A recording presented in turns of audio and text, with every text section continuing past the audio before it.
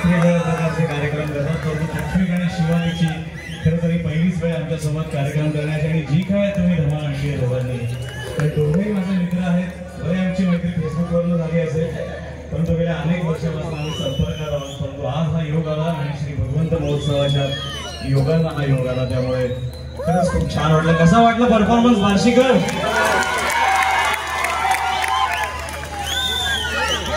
कसा वाटला?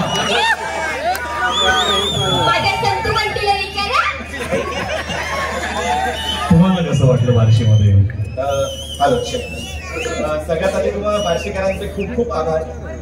आम्ही हा सगळा प्रयत्न, हा जो खटाटोप असतो तो फक्त आणि फक्त तुमचं मनोरंजन करण्यासाठीचा असतो. हे सगळे प्रयत्न त्याचसाठीचे असतात.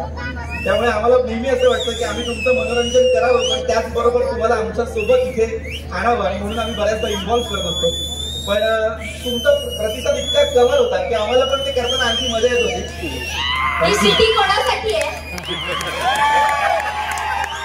उजवीकडून येणारे सगळे आवाज तुझ्यासाठी.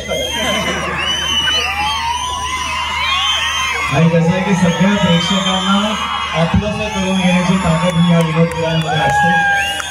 अभिनय प्रकारचे आहेत ते, परंतु ज्यावेळेस विनोदवीराच्या भूमिकेवर ते जातात त्यावेळेस खरंच बहार आणतात. कारण दोघांचे खरंच मनापासून आम्हाला तुमचे आभार मानावेसे वाटले.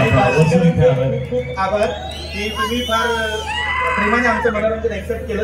जर आमच्याकडनं एखादा शब्द वर खाली झाला असेल संतोषजी, पण माफ करा, कारण आम्ही तर काय असं बोललेलं नाही. उलट तुम्ही खुश झालेला